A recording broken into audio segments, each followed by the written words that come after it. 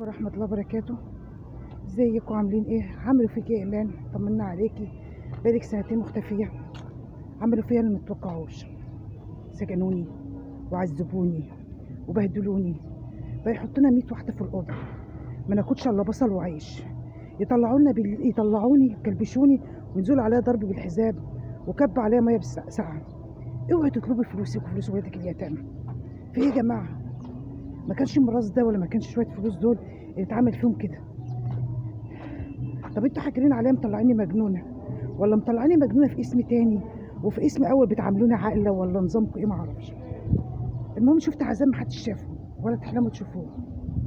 شفت وحياه ربنا انا كنت ممكن اخد 3 جلسات اكسجين في اليوم. شفت اللي كانوا يطلعوني يكلبشوني وينزلوا عليا ضرب.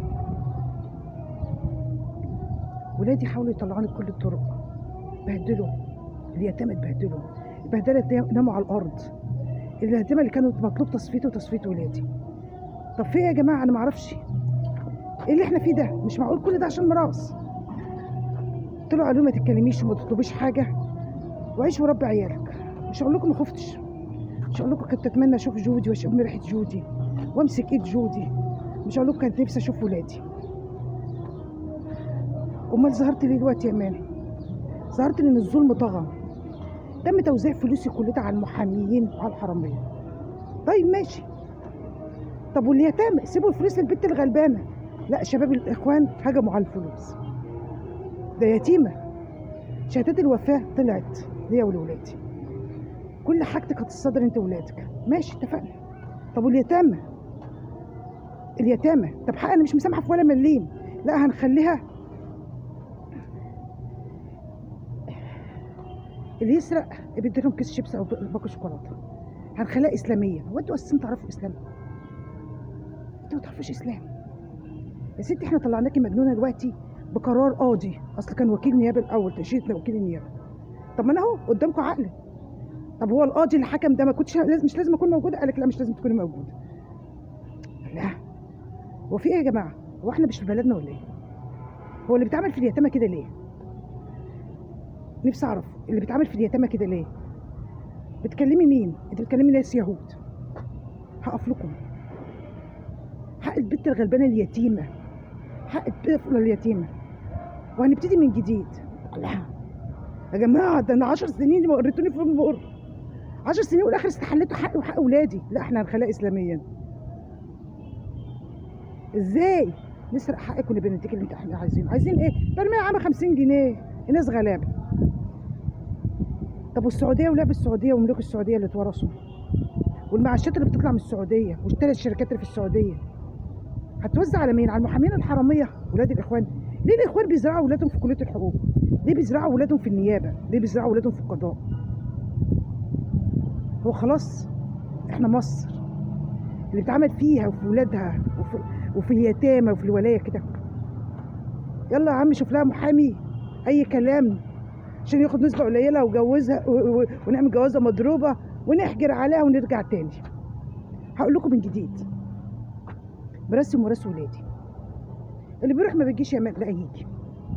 زي ما اديتوا قرارات بتوزيعه، هنطلع لكم شهادات الوفاه، وهنطلع لكم لجنه من مستشارين الرئيس. ما هو الرئيس بقى مش معقول يفضل نايم كتير كده يا ريس، ما تنفعش تنام كتير كده يا ريس. البلد اتخربت، البلد اتخربت. شوف المعاشات، شوف النقابات، شوف فلوس الزكاه، شوف اراضي الدوله، شوف كل حاجه. انا كل طلبي حاجه واحده، ابعدوا عني وعن ولادي، سيبوا ولادي يتجوزوا، سيبوا ولادي يعيشوا حياتهم. كفايه 10 سنين، كفايه شافوا المر. عايزين تعملوا في نفسكم اعملوه. اما حكايه البيئه الحشيش واحمد البيئه الحشيش ونبيل الجمل والعصابه تبتدي من جديد والعيال يتسرقوا من جديد، انا ماشي في الافلام دي كلها. هروح اقعد لكم في المخابرات العامه، هقعد لكم، هروح اقعد لكم قدام رئيس، قدام قصر الرئاسه. مش همشي كتير ايه، طخ رصاصه. حقي وحق ولادي اليتامى مش هسيبها. اعملوا ما بدلكم، قرروا زي ما انتوا عايزين. انا مش مسامحه في ولا مليم. اسلاميا ليه؟ هو انتوا تعرفوا اسلاميا؟ هو انتوا اساس افكاركم اسلاميا؟ انتوا ما تعرفوش يعني ايه اسلاميا؟ طب تعرفوا يعني ايه اسلاميا؟ ما تعملوش في واحده كده ورمي المحصنات الغافلات. لا ده انا الكل بقى، ده الارمله واليتامى دول بيتحطوا في عينينا. لا، انت ما بتحطش حد بيتحط في عينيكم، ولا حد ولا بتعرفوا ربنا. انتوا اتسرعتوا، انتوا ما تعرفوش يعني ايه اسلام. انتوا عار على الاسلام. اخويا عديم الضمير اللي كل شويه وكيل النيابه يجيبه ويشخخوا على نفسه، ده وكيل النيابه حته عيل معاه محامي فاشي بتاع الاخوان، ده انت اللي تقول له بخ، انت اللي تقول له بخ، بس عشان انت مزور وحرامي مديت ايدك عشان تاكل حق اختك فكروك. البنت الغلبانه اللي 10 سنين دفعت الثمن تسرق حقها ليه؟ تضيعوا مستقبلها ليه؟ عايزين نفتح ونعملها رأي عام، هفتحها واعملها رأي عام بالجوازات المضروبة اللي انتوا بتعملوها، بسرقة النقابات، بسرقة المعاشات، بسرقة ملوك السعودية، بكل حاجة هنفتح.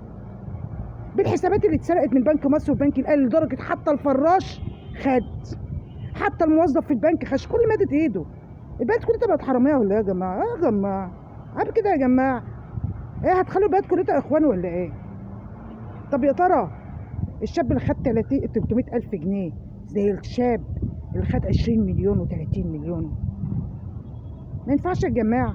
ضرب البطايق ليا ولولادي ما ينفعش يا جماعه. هنلعب في اسم اول واسم تاني ومركز، ونلعب في الجيزه ونلعب في اسكندريه وهندوخي. لا مش هتدوخ، لان المخابرات العامه لما تتدخل مفيش حد بيدوخ. كفيلين يجيبوكم من قفاكم صدقوني.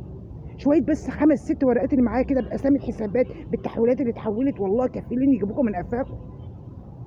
انا ماليش دعوه بمشاكل، انا ولا منكم ولا حابه اكون منكم ولا من افكاركم، لان للاسف لو كانت افكاركم سليمه كنت هدافع عنكم بروحي. لو كنتوا بتعرفوا ربنا وحياة ربنا لو كنت دافعت عنكم بروحي. بس للاسف افكاركم مسمومه وحياتكم مسمومه. ليه؟ اللي بيتعمل في اليتامى وفي الولايه كده يبقى افكاره مسمومه. اللي اتعمل في جودي كفيل يحرقكم. نبيل الجمل اللي يوصل تركته 500 مليون جنيه، ده تقول لي ده يعرف ربنا؟ نقول بقى 5 6 اسامي كده، واللي كان في كليه حقوق، دكتور في كليه حقوق، اللي كانت نيفين شومان واخداني. بلاش نتكلم، بلاش نفتح بقى. حقي وحق ولادي، بس كانوا في العقارات ولا في الشيخ زايد ولا في الفلوس. وتسوني طلعوني من فكرتكم انا وولادي. سيبوا ولادي يتجوزوا وسيبوهم يخلفوا وسيبوهم يعيشوا، سيبونا نعيش بقى، سيبونا نطلع نحج، وحقي في السعوديه وحقي في الكويت. اما المعاش هروح اجيبه حتى لو ضربته 100 بطاقه، هروح اجيبه بسهوله جدا. شكوى واحده بس الملك السعوديه تقلب الدنيا عليكم، وانتوا عارفين السعوديه فيها قطع رقاب. والنبي لو رحت ظبطت 100 ورق، الورق اللي معايا والناس اللي ساعديني في السعوديه، اصل الناس في السعوديه بيعملوا كل حاجه ما عدا اكل اليتامى والقرابه. حقي رساله. انا الوحيده اللي اتعذبت انا وعيالي، كلكم كلاب مسعوره سعرتوا على واحد. اصل انت لسانك طويل، هم خايفين لسانك طويل وصوتك عالي، كله عارف كل حاجه. مين اللي ما عادش عارف حاجه؟ مين اللي ما عادش عارف حاجه؟ ده كله عارف كل حاجه. ده انتوا طمعتوا حتى الاطفال الصغيره، يلا اسرقوا حق جودو، يلا جودو مستقبلكم. مين اللي مش عارف كل حاجه؟ محدش عارف. في المنصوره بالذات اللي اتخونت كلها ما هوش عارف حاجه. يبقى ننهي الفيلم ولا نفتح حرب؟ وصل لي تهديد. اسكتي، اصل الهانم ضربه بتاعتي محاميه عديمه الضمير. احنا ممكن ندخلك الجحر، تدخلني الجحر تعملي ايه؟ انت اللي تخاف انك عديمه الضمير، انت اللي تخاف انك ضربت الغطاي، انت اللي تخاف انك انت مسكت موبايل اللي هو بالزراير الاسود عشان الاخوات. اللي انتوا ما تعرفوش ان عاد في حاجات حساسه جدا فوق ما تتوقعوا. حقي وحق ولادي وانسوني بقى، انسوني، انا مش زيكم، انا ما برضاش بالظلم، بس حق ولادي اللي دفعوا 8 10 سنين مش هسيبه بالمليم. اما حكايه خلاها اسلاميه، انتوا ما تعرفوش يعني ايه اسلاميه. يلا كل واحد يسرق حقها ويبقى ده شوكولاتايه، يلا يا ولاد اسرق حق البنت وخلاها اسلاميا، اللي يسيب 50 جنيه واللي يسيب 10. اصل احنا اتجمرنا، انتوا ما عندكوش ضمير. ضمير مين؟ ده انتوا دعوه مظلومه. يا رب يا رب ما اشوف نسوانكم اللي عملتوه فيا وفي عيالي اتعمل فيكم، واللي اتعمل في جودي اتعمل في ولادكم، اتعمل في نسوانكم علني، ويسلط عليكم من يرحمكم واشوفكم متقبتين في السجون متقبض روحكم ولا كفره. ربنا يقطع ولادكم مليون حته بالعذاب اللي انتوا وريتوه لي 10 سنين.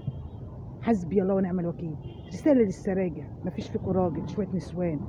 الاخوان ولا يحميكم، حتى لو دخلتوا اخوان ما دخلتوش عشان تعرفوا ربنا، عشان في شويه فلوس.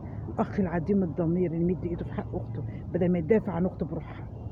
انت انسان عديم الضمير. ليه حق احمد البيه يديك على قفاك، اداك على قفاك، بس احمد البيه ايمان سراج اللي هتديه على قفاه. هسيبكم تخلصوا الجوازات المضروبه، واسيبكم تخلصوا قضاوات الحاج، واسيبكم تسحرقوا معاشات ونقابات تاني.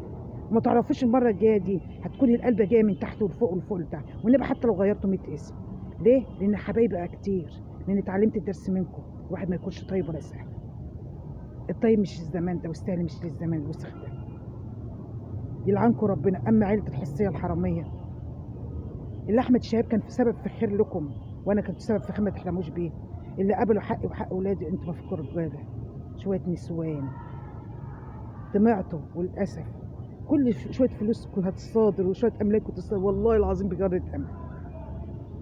اما الناس الغلابه بقول لكم انتوا ضحيه، الناس اللي قاعدين في السوق الغلابه، الناس الشباب الصغيرين الغلابه، العيال الصغيرين الغلابه بيضحك عليهم، هيسيبوكوا زي ما عملوا فينا ويقعدوا يطمعوكوا وتحوشوا تحوشوا تحوشوا، والاخر هيعرفوا يسرقوا من البنوك، والاخر هيعرفوا يسرقوا عقاراتكم، والاخر هيعرفوا يسجنوكم، والاخر هيعرفوا يضيعوا مستقبلكم. دي ناس ما يعرفوش ربنا يا جماعه، فوق لنفسكم. امرأة مجنونة بس. سلام يا بلد، ما فيكوا رجالة.